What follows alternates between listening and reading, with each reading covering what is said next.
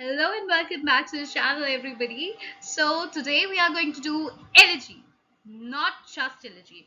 Each and everything you need to know about elegy. Yes, और इससे पहले हमने पोएट्री का बेस क्या होता है या सब कुछ उसके बारे में कवर कर रखा है बहुत ही बढ़िया सी वीडियो में. So just go and watch it. Description में और कार्ड में मिल जाएगा. और उसके बाद भी कुछ वीडियोस जैसे कि सोनेट क्या होता है एंड लिरिक क्या होता है जिसका पार्ट है ये आपकी energy.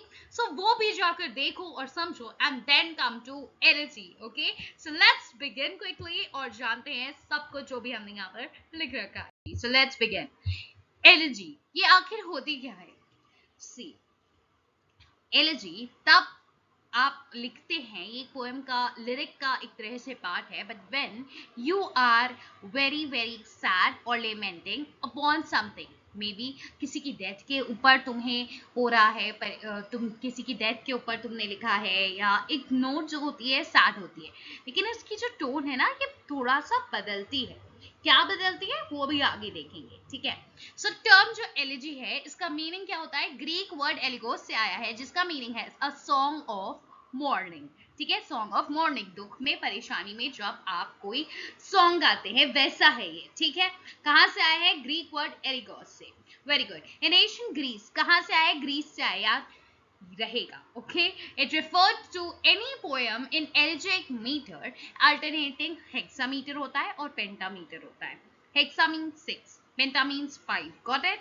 And regardless of theme, theme इसकी जो भी हो, लेकिन इसमें एल्जेइक मीटर जो होता है वो रहता था. इन रोमन और बाद में लेटर इंग्लिश लिटरेचर में ये इवॉल्व हुआ एज अ पोएम जिसमें हम लेमेंट कर रहे थे. पहले जो थी थीम इतनी इंपॉर्टेंट नहीं थी कि हाँ यही पर्टिकुलर थीम रहने वाली है, बट नाउ जब हमने इंग्लिश लिटरेचर लेटर पहले ग्रीक में आया फिर रोमन में और रोमन में लेटर ऑन इसे कैसे जाना जाने लगा, याद रखना है तुम्हें, एज अ पोएम जिसमें हम लेमेंट करते हैं यानी दुख अपना व्यक्त कर रहे होते हैं. ओके, किसी की डेथ पे यूजुअली ऐसा होता है, एलजी लिखी जाती है. Now, elegy की definition क्या होती है? एक elegy is a lyric poem that mourns the death of an individual. एक ऐसी poem जो किसी एक individual की, या फिर more broadly अगर आप बात करें, मतलब ज्यादा अगर हम और देखें, ढंग से देखें, तो किसी ज्यादा cherished आदमी की जब लॉस हो गया, आपके जीवन से कोई बहुत ज्यादा इंपॉर्टेंट इंसान या जिसे आप बहुत महत्व देते थे वो जब चला जाता है तब लिखी जाती है. ठीक है, लव हो, यूथ हो, ब्यूटी हो, ग्लोरी हो, इन सब के भी जाने पर इन सबको भी लेमेंट करते हुए तुम एक एलजी लिख सकते हो. Correct, yes. और इसमें एक्सप्रेस क्या किया जाता था? एलजी है, मॉर्न करे हो तो क्या एक्सप्रेस करोगे भाई? ग्रीफ, दुख, सॉरो. और आखिरी में मैंने बोला ना इसकी टोन आखिरी में तुम्हें देखिएगा कुछ changes. So often move towards consolation and reflection. मतलब कि मैंने पोएट्री वाली वीडियो में भी समझाया था कि एलजी में ये चीज क्या रहने वाली है तुम्हारी. जब आप स्टार्ट करते हो तो आप एक दुख व्यक्त कर रहे हो कि हाँ ये इंसान चला गया या ये चीज की ग्लोरी अब नहीं रही. ठीक है, कुछ भी लेमेंट कर रहे हो. फिर धीरे धीरे जो पोएम में यूजुअली पोएट्स आगे बढ़ते थे तो वो उसमें आगे लिखेंगे अपने आप को कंसोल करते हुए कि कोई बात नहीं, या ये जो डेथ होती है ये यूनिवर्सल बात है, एक दिन सबको जाना है, एंड ऑल ऑफ दिस जो भी है ये मेटेरियलिस्टिक है, ये सब चीजें एक को समझाने वाला. एंड देन जाकर वो रिफ्लेक्ट करते थे एक कनेक्शन. मान लीजिए खुद ढूंढ रहे हैं, सेल्फ रिफ्लेक्शन कर रहे हैं कि हाँ ये इंसान अब मेरे पास नहीं है, लेकिन इसकी जो भी शिक्षा दी गई है वो मेरे पास हमेशा रहेंगी, ये बोल रहे होते हैं. या फिर एक स्पिरिचुअल डिवाइन से कनेक्शन दिखा रहे होते हैं कि हाँ हमारी जो सोल है वो तो इमॉर्टल है, ऐसा कुछ बता रहे होते हैं. सो ये चेंजेस तुम्हें देखने को मिलते हैं from start to end of a energy poem. Correct, yes. एक poem or song that expresses sadness especially for somebody who was died. ये एक छोटी सी definition एक्स्ट्रा मैंने डाल दी है, जो लिखना है लिख सकते हो. नाउ इसके की कैरेक्टरिस्टिक्स क्या होंगे? ऑब्वियसली कैसी टोन होगी? मॉर्नफुल टोन होगी. आप बहुत ज्यादा खुश तो होंगे नहीं, तो सॉम्बर टोन होगी. आपकी सब्जेक्ट जो होगा वो सॉम्बर होगा. फोकस किस पे रहेगा आपका? किस कैसी थीम्स रहेंगी बताइए? आपका फोकस रहेगा किसी डेथ की, लॉस की, और बहुत बड़ा डीप पर्सनल सोरो जो होगा. डीप मतलब बहुत ज्यादा गहरा, ठीक है, और पर्सनल खुद का सोरो. ठीक है, समझ गए। ऑफन इंक्लूड करिए मीडिएटिव रिफ्लेक्शन, मैंने जो बताया कि आखिरी में क्या रिफ्लेक्ट कर रहा होगा, ऑन लाइफ, डेथ, फेट या नेचर, मतलब एक फिलोसफिकल बातें टाइप की तुम्हें देखने को मिलेंगी। 3 पार्ट के स्ट्रक्चर में इन्हें यूजुअली देखा जा रहा है। लेमन कर रहे हैं, ठीक है, हमने एक्सप्रेस कर दिया सॉरो, प्रेज कर रहे हैं, मैंने उस इंसान की वर्च्यूज को सब कुछ प्रेज किया, बताया ना मैंने कि मैंने उसको बोला कि हाँ उसने जो शिक्षा दी है, जो कुछ था, वो आदमी बहुत अच्छा था, ये वो, ठीक है। फिर कंसोल कर रहे हैं आखिरी में कि एक्सेप्ट करें कि हाँ ये लॉस है, और फिर फाइंड करने की कोशिश करें कोई होप या कोई पीस या कोई लाइट, ठीक है। Very good. Typically in first person में लिखी जाती है, ये हाईली पर्सनल और फिलोसफिकल होती है क्योंकि एक मॉरल लेसन दे रही है, और एक तरह से ये यूनिवर्सल भी हो जाता है। पर्सनल लिखी जा रही है, लेकिन कुछ कुछ पोएम्स में तुम्हें देखने को लगेगा वो जो बातें बता रहे हैं वो एकदम यूनिवर्सल हो जा रही है, ठीक है। फ्लेक्सिबल फॉर्म होगा, not tied to any strict metre नहीं होता है। क्यों ऐसा नहीं है? अच्छा, स्ट्रिक्ट मीटर, स्ट्रिक्ट राइम क्यों तुम्हें यूजुअली नहीं दिख रही है? उसका बहुत इंपॉर्टेंट रीजन ये भी है कि भाई जब आप किसी के दुख में या परेशान हैं, लिख रहे हैं, सो आप एक पर्टिकुलर स्कीम और उसमें लिखेंगे ना, तो लगेगा कि आप बैठ के ढंग से उसको लिखने बैठे हो, लेकिन नहीं, तुम्हारा जो इमोशन है वो ऐसे निकल रहा है, वो बह रहा है, तुम परेशानी जो है, वो दुख जो है, वो बस निकल रही है, ठीक है। इसी वजह से कोई पर्टिकुलर राइम स्कीम या पर्टिकुलर मीटर नहीं होता है। यूजुअली ये तब तुम्हें देखने को मिलेगा particular rhyming scheme, particular metre, जब तुम बहुत सोच समझ के एक पोएम को लिखते हो, और एलजी वैसी पोएम इतनी ज्यादा नहीं होती। Got it? Yes. Now historical development कैसे हुआ हमारी एलजी का? क्लासिकल एलजी ग्रीक या रोमन की थी। सबसे पहले आपने बात कर ली कि ग्रीक से आया, फिर क्या कहते हैं आपका बढ़ा रोमन में आया। ओके, सो एलजी कपलेट था पहले। कैसे? Is a pair of lines in poetry, जो कि पहली लाइन तुम्हारी किस में लिखी जा रही है? डायलेक्टिकल हेक्सामीटर, 6 लाइन की होती है। And the second line is dialectical pentameter, 5 line की। अभी हमने स्टार्ट में भी डिस्कस किया था, ठीक है। और ये यूजुअली इलेक्ट्रिक फोक में यूज किया जाता है ना। Not always मॉर्नफुल, could address love, war, philosophy, हमने बात कर ली कि यही नहीं है कि डेथ ही को, कभी कभी एलजी लव को, वॉर को, फिलोसफी के भी खोने को या कुछ ऐसा दिखा सकती है। नोटेबल क्लासिक पोएट्स जो हैं वो हैं थियोजेनस, टिबुलस, प्रोपिथियस एंड ओविड। ओविड की मेटामॉर्फोसिस, ये तो एक पोएम है। ओके, सो या बट ओविड भी इसमें बहुत ज्यादा माने जाने हैं। He is a Roman elegy. Okay, elegy couplet क्या होता है, थोड़ा सा और ध्यान से तुम्हें पढ़ने के लिए मैंने अलग से बना रखा है, और अगर चाहो तो इसे अपने आंसर में जब तुमने लिखा कि हाँ डायलेक्टिकल हेक्सामीटर है, ठीक है, तो तब तुम उसमें ये ब्रैकेट में करके लिख सकते हो उसके बारे में और extra information. Got it? Now medieval और अर्ली रेनेसां एलिजी कैसी रही? स्टार्ट में बात कर ली भाई ग्रीक में, रोमन में कैसा रहा, अब आगे बढ़ रहे हैं तो मेडिवल और अर्ली रेनेसां में कैसा रहा ये। इसमें ज्यादातर रिलीजियस थीम्स होती थी। शिवलिक समझते हो, जब किसी का हम बहुत ज्यादा दिखा रहे हैं, ये बंदे में बहुत ज्यादा ताकत है, ये सब है, ऐसा कुछ हो रहा है, तो वहां पर शिवलरी वाली काम आ जाता था, ठीक है, वहां पे शिवलरी वाली टोन आती है। जब किसी की ब्रेवरी, किसी का वेग, बहुत कुछ बढ़िया दिखाना है तब। ओके, एलजी एक्सप्रेस करता था लॉस, लव में, डेथ में, नाइट्स के या फिर किंग्स, सेंट्स के। हमारे उस वक्त जो ऑब्वियसली लोग होंगे, किसी नाइट की डेथ की बात हो रही होगी, किसी सेंट की डेथ की बात होगी, जिस प्रकार के लोग होंगे सोसाइटी में, उन्हीं की तो डेथ की बात हो रही होगी। So that was it. So इसके एक एग्जांपल है पर्ल, ये 14th सेंचुरी की मिडिल इंग्लिश एलिजी है, एक चाइल्ड की डेथ के बारे में। Got it? Yes. Elizabethan and metaphysical elegy में क्या है? Elegy become more philosophical and metaphysical. Metaphysical समझते हो क्या होता है? मेटाफिजिकल वो होता है जहां पर आप बहुत फार स्ट्रेच कंसीट्स का यूज कर रहे हैं, या फार स्ट्रेच मेटाफर मुझे कहना चाहिए, जिन्हें हम कंसीट्स कहते हैं, ठीक है।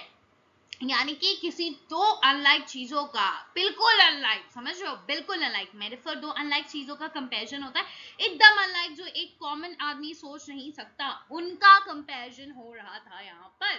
सो that is what called as metaphysical themes इसमें आने लगी, प्लस फिलोसफिकल, यानी जो बहुत डीप या कोई ज्ञान की बातें करेंगे ऐसी टाइप की। नाउ जॉन डन की एलिजी 1590s कंबाइन करती है तुम्हारा लव, रिलीजन, सेंसुअलिटी, ठीक है। एलिजीज रिफ्लेक्ट करती थी क्या?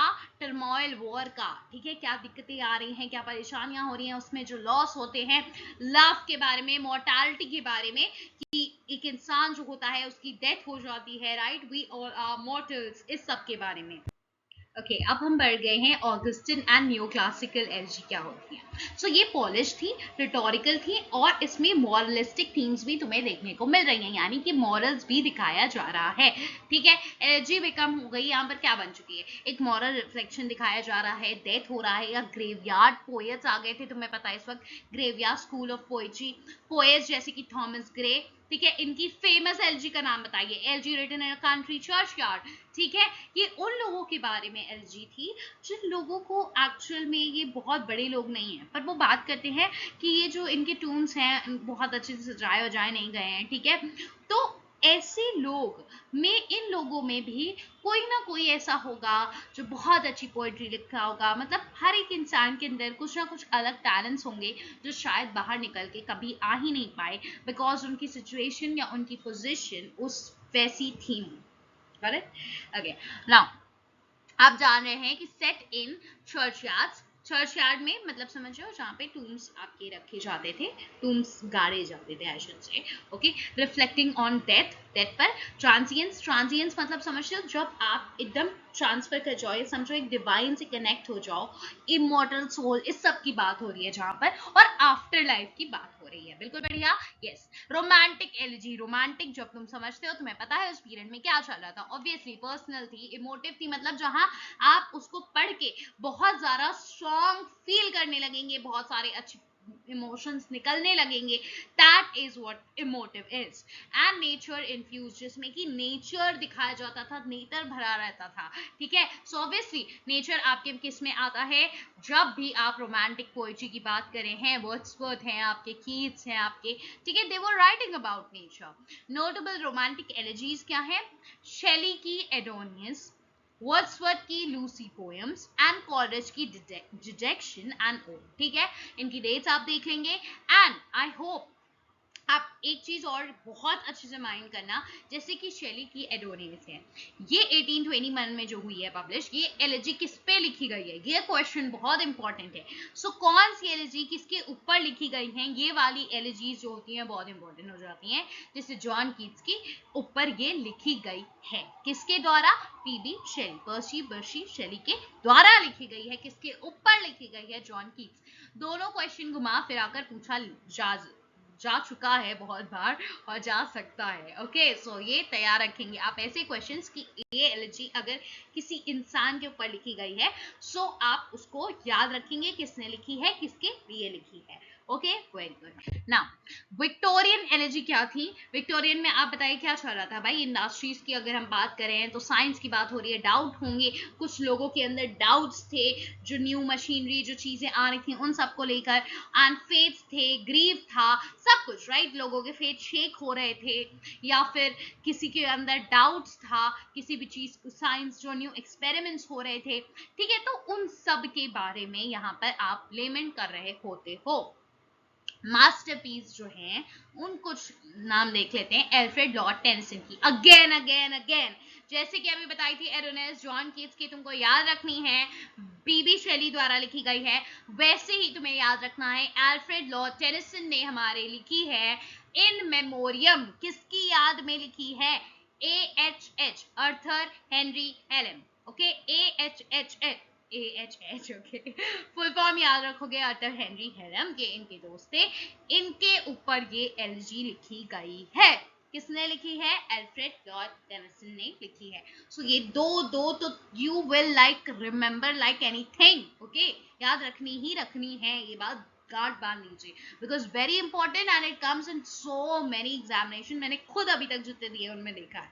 ओके, सो या मॉर्निंग हिज फ्रेंड अर्थर हेनरी हेलम, ये चीजें हो गई। अब हमारा मॉडर्न और कंटेम्प्रेरी जो अभी चल रही है उन एनर्जी के बारे में बात कर ले, तो वो इन्फ्लुएंस किससे थी, तुम बताओ। मॉडर्न टाइम की हम जैसे ही बात करते हैं क्या आएगा, पता है इन सब के आंसर तुम्हारे मन में तुरंत क्लिक कर जा रहे होंगे अगर तुमने मेरी पहली वाली वीडियो पोइट्री, जिसमें मैंने तुम्हारा पूरा बेस क्लियर किया है कि हर एक एज में किस तरह की पोइट्री लिखी जा रही थी, वो कर लिया ना, तो सारे आंसर्स बनाना इतना ईजी हो जाएगा कि ऑब्वियसली जब उस टाइम में वैसी टाइप की चीजें लिखी जा रही थी, वैसे टाइप की की पोएट्री लिखी जा रही होती, तो एलिजी में कौन सी थीम्स यूज हो रही होंगी, है ना, उस पीरियड में, ये तुम तुरंत जान जाओगे। जैसे मॉडर्न टाइम पे मैंने तुम्हें बताया था वॉर्स चल रहे थे भाई, तो लोग क्या होंगे, उनके पर्सनल जो लॉस कर रहा होगा इंसान, एग्जिस्टेंशियल थीम थी भाई कि हमारा क्या ही एग्जिस्टेंस है, उस पर क्वेश्चन उठ रहे थे, ह्यूमन के एग्जिस्टेंस पे क्वेश्चन उठ रहे थे, इनफैक्ट गॉड के ऊपर भी जो फेथ था लोगों का वो शेक हो रहा था। ये सारे चीजें तुम्हारी एलजी में आती हैं, थीम्स रहती हैं। डब्ल्यू एच ऑर्डन की in memory of W P Yeats, के भी अगेन इंपॉर्टेंट, याद रखोगे किसने लिखी है, किसके लिए लिखी है, ठीक है। डेलान थॉमस की do not get go gentle into that good night, ठीक है, ये सारी तुम याद रखना है तुम्हें। एग्जाम्पल्स देखो, रिटन एग्जामिनेशन में एग्जाम्पल्स एक दो लिख लेना, मैं हर बार बताती हूँ, एक दो तो याद रखो एटलीस्ट, है ना। इतने सारे सुन रहे हो, इतने सारे देख रहे हो, तो एटलीस्ट कॉपी में नोट करे हो, तो वहां जाकर एग्जाम में दो तो हम लिख सकते हैं ना, सारे उसमें दो नहीं तो एक तो एटलीस्ट एग्जाम्पल डाल सकते हैं ना। अगर तुम सारे एजेस के एक भी एग्जाम्पल डाल रहे हो तो भी काफी हो जाता है, राइट। सो या कॉमन थीम्स इन एलजी क्या देखने को मिली, अभी तक तो तुमने पूरा पढ़ा, एक तरह से उसका तुम्हारा रिवीजन भाई। ग्रीफ और मॉर्निंग हो रही है ऑब्वियसली, ट्रांजिएंस ऑफ लाइफ, एक भगवान से कनेक्शन, ये सब तुम्हारा दिखा रहा है। नेचर को एज अ मेटाफर यूज किया जाता है for life and death. Nature जो है ना तुम्हारा यूजुअली लाइफ भी सिंबलाइज करता है और डेथ भी सिंबलाइज करता है। लाइफ कैसे, लाइफ तो तुम भाई अपने अराउंड देख रहे हो, बारिश हो रही है, दैट इज लिविंग। जो चिड़िया हैं वो गाना गा रही हैं, ठीक है, जो ट्रीज हैं तुम्हें शेड दे रहे हैं, this all seems like life, this all seems like living, yes. अब मैं डेथ बताती हूँ कैसे। डेथ ऐसे कि ऑफन नेचर को तुमने डिस्ट्रक्टिव नेचर का भी देखा होगा, यस। जब बहुत बड़ा थंडरस्टॉर्म आ जाए और कुछ लोगों की डेथ हो जाए, ओके, जब एकदम से अर्थक्वेक आ जाए, so all these natural disasters जो एकदम से आ जाते हैं, कभी कभी ये सब इतना भयानक हो जाता है, that is all the symbol of love. Death sorry, जब खत्म हो जा रहा है सब कुछ, right, that is destruction. Okay, समझ में आ गया, बिल्कुल बढ़िया, सही है।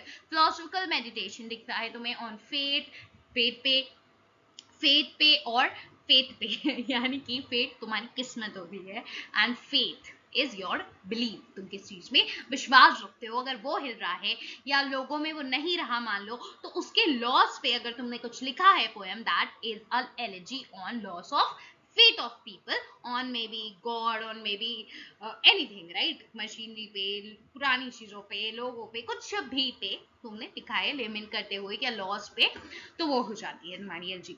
ना movement from sorrow to consolation, मैंने बिल्कुल बढ़िया समझा लिया। पहले सॉरो है तुम्हारे अंदर, फिर कंसोल कर रहे हो किसी जगह, उनकी बारे में गाथा बता रहे हो, and then at the end reflect कर रहे हो, तो ये सब चीजें, death is a part of greater order और मिस्ट्री। आखिरी में क्या होता है कि हाँ, जो डेथ है एक बड़ी मिस्ट्री है, एक बड़ा पार्ट है, और एट द एंड सबको मरना है, वही सब वाली बातें हो गई। टाइप्स ऑफ एलर्जी कौन सी है, पर्सनल एलर्जी, यानी कि जिसमें तुम अपने कोई रियल पर्सनल तुम्हारे से इंसान जो कनेक्टेड है उसकी जब डेथ होती है। जैसे इन मेमोरियम अर्थर एंड हेलेन, मैंने बताया क्या थे, उनके दोस्त थे एल्फ्रेड लॉर्ड टेनिसन के, तो उनपे अगर वो लिख रहे हैं अपने दोस्त पे, भाई मैं लिख रही हूँ अगर, तो मेरी पर्सनल एलर्जी होगी ना, ये मेरा पर्सनल ग्रीफ है। पैस्टोरल एलर्जी क्या होती है, पैस्टोरल का पहली बात मतलब समझ लो, बिकॉज तुम्हें मैंने शायद फर्स्ट वीडियो पोएट्री में बहुत बढ़िया समझाया, बट फिर से समझ लीजिए। पैस्टोरल जब कहीं विलेज साइड सेटिंग की तुम्हारे बारे में कुछ, उसके बारे में कुछ भी लिखा होगा, विलेज साइड सेटिंग है, नेचर है, उस सब के बारे में जब आ रहा है, दैट इज पैस्टोरल सेटिंग। और जब वो एलर्जी हो जाएगा तो वहां पे ऑब्वियसली क्लासिकल स्टाइल थी, जब आप मॉर्न कर रहे हो नेचर को या पैस्टोरल इमेजरी को ली है और उसके थ्रू मॉर्निंग आपकी हो रही है, लेमेंटिंग आपकी हो रही है, सो ये हो जाता है आपका पैस्टोरल एलर्जी, जैसे कि Lycidas by Milton. Okay, public elegy क्या है, पब्लिक तुम्हें नाम से ही याद करना है सारी एलर्जी। पर्सनल एलर्जी में हम अपने पर्सनल किसी रिलेटिव, भाई बहन, मम्मी पापा, या कोई भी जो आपसे कनेक्टेड है, आपका फ्रेंड,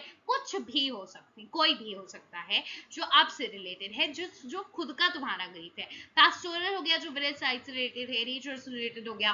पब्लिक एलर्जी क्या हो गई, नाम सुनते ही तुम्हें आ जाना चाहिए, पब्लिक फिगर या नेचुरल ट्रेजेडी, जो नेशनल ट्रेजेडी हो गई है। अब मानो when lilacs last in the dooryard bloom, Walt Whitman ने लिखी है, किसके लिए लिखी थी, हमारे जो उस टाइम प्रेसिडेंट थे आपके, अब्राहम लिंकन, ठीक है। सो उनके लिए लिखी गई है। इसका मतलब ये सिर्फ और सिर्फ उनके दोस्त तो थे नहीं, है ना, सिर्फ उनके दोस्त तो नहीं थे ना, भले मैं उनको कितना भी मानती हूँ, बट अगर अभी मेरे यहाँ किसी प्रेसिडेंट, किसी प्राइम मिनिस्टर, चीफ मिनिस्टर, ठीक है, ऐसे किसी फिगर की डेथ हो जाती है, सो क्या वो मेरा पर्सनल ग्रीफ है? जी नहीं। Okay, even if I am very much attach to that person, even if उन्होंने मेरे लिए कितना भी किया हो, बट ये एक पब्लिक ग्रीफ है, ये एक पब्लिक की ट्रेजिडी है, समझिए।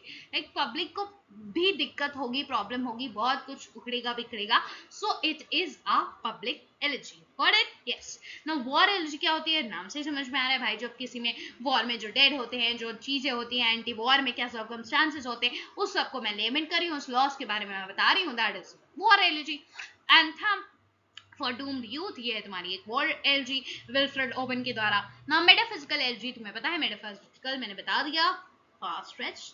मेटाफर्स दैट कंसीट्स का जिसमें यूज होता है, फिलोसॉफिकल रिफ्लेक्शन हो रहा है, बड़ा बड़ा डीप सा, बड़ा मॉरल सा, वैसा टाइप का जा रहा है तुम्हारा, तो ये हो गई। और इनमें तो मेटाफिजिकल का नाम सुनते ही पहला नाम क्या याद आ जाना चाहिए? John ton. यस, तो उनकी एलर्जीज जो थी वो ऐसी थी।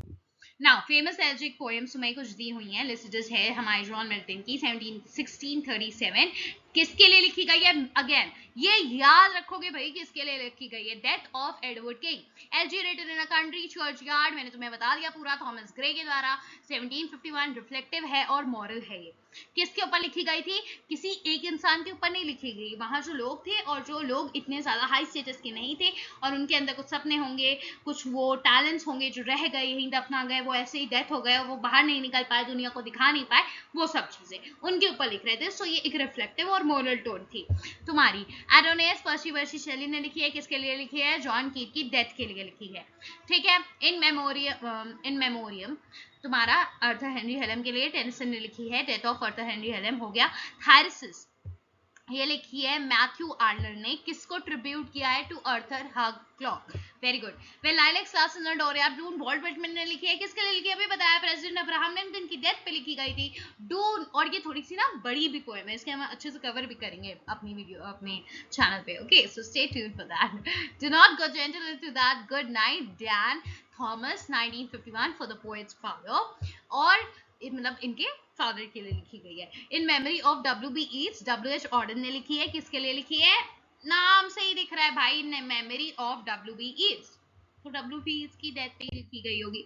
Now here we have come to an end, और एंड पे आ गए हैं, तो जान लेते हैं कि क्या क्या अभी तक सीखा है। एलजी जो है वो ट्रैवल की फ्रॉम क्लासिकल मॉर्निंग चैंट से लेकर आजकल आज के मॉडर्न साइकोलॉजिकल जो तुम्हारे दिमाग में चल रहा होता है, उसका exploration of loss, whether public हो, प्राइवेट हो, लिरिकल हो, रिफ्लेक्टिव हो, कैसी भी हो, एलजी हेल्प करती है पोएट को भी और रीडर को भी, कि वो कन्फ्रंट कर सके क्या चीज को, जो मोरालिटी है, जो ऑनर मेमोरी है, मतलब मेरे अंदर जो भी मेमोरी है किसी इंसान की, मान लो मेरा कोई पर्सनल ग्रीफ है, वो मैं लिख सकती हूँ। और मुझे पता है, आप जब पोएम लिख लेते हो, सो व्हाट हैपेंस इज, क्या होता है जब तुम परेशान होते हो और तुम रो लेते हो, तो क्या होता है, तुम्हारे जो ये इमोशंस होते हैं वो एक तरह से बाहर आ जाते हैं, राइट? या अपनी बात किसी फ्रेंड से शेयर कर लेते हो, या मम्मी पापा से शेयर कर लेते हो, सारे इमोशंस जो भी हैं, तनाव है, परेशानी है, दुख है, दर्द है, पीड़ा है, सब बाहर निकल आता है। Got it? लेकिन जब आप ऐसे, ये कमाल किसके अंदर है? पोएट्री के अंदर है, कि जब तुम परेशान हो, दिक्कत में हो, दुख में हो, रो रहे हो, परेशान हो, कुछ भी है, या तुमने अपने किसी पर्सनल इंसान को खो दिया है, या तुम्हें कोई लॉस हुआ है, या किसी की डेथ हुई है, तो तुम उस पर अगर लिख लेते, तो लिखते लिखते ना खुद ही सोलेस तुम्हें मिल जाता है। सोलेश मतलब एक संतावना, खुद के अंदर आत्म संतुष्टि तुम्हें मिल जाती है।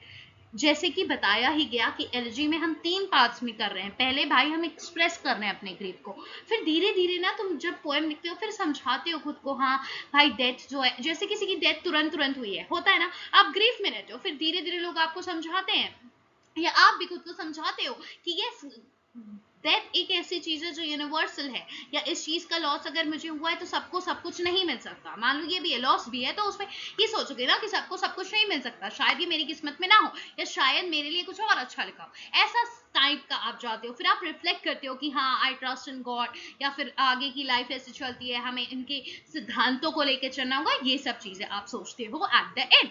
सो ये जब तुम पोएट्री में उतार रहे हो तो तुम्हारा आत्मसंतुष्ट तुम एट द एंड होते हो, तुम्हें एक संतावना मिलती है। ठीक है, जैसे एक पर्सन को बताकर मिलती है, वैसे ही एक कॉपी में उतार कर या एक पोएम लिख कर भी मिलती है। Got it? ये बिल्कुल बढ़िया समझ में आ गया। Yes, so as long as there is grief, जब तक भाई ग्रीफ है, परेशानी है, दुख दर्द पीड़ा है इंसान के अंदर, देयर विल बी एलर्जी। तो एलर्जी कब तक रहने वाली है? जब तक इंसान के अंदर दुख दर्द परेशानी है। आज भी एलर्जी लिखी जाती है इसीलिए, बिकॉज आज भी आई बिलीव ये हमेशा रहने वाला है, right? We can not ever be happy, always happy, है ना? ऑलवेज हैप्पी तो नहीं रहता ना इंसान, ग्रीफ कभी ना कभी हर इंसान को होता ही होता है। सो जब तक एलर्जी है, तब जब तक ग्रीफ है, तब तक एलर्जी रहेगी। बहुत ब्यूटीफुल लाइन है आप सच, अगर तुम देखो बड़ी फिलोसफिकल टाइप लाइन है, राइट? सो या, I hope that you have got something from this video. बिल्कुल मिला होगा, अगर ध्यान से देखी है तो जरूर मिला होगा। It was very beautiful video. और अगर सब कुछ समझ में आ गया है तो लाइक कर दो वीडियो को एंड सब्सक्राइब करो चैनल, क्योंकि ऐसी और वीडियोस, अभी पोइट्री का सारा फॉर्म सब कुछ अभी हम लोग और कवर करने वाले हैं, और इसके पहले की वीडियोस देखने के लिए डिस्क्रिप्शन में चेकआउट कर लीजिएगा। Till then, bye bye, signing off, Sania Singh, and we'll meet super duper soon in the very next video.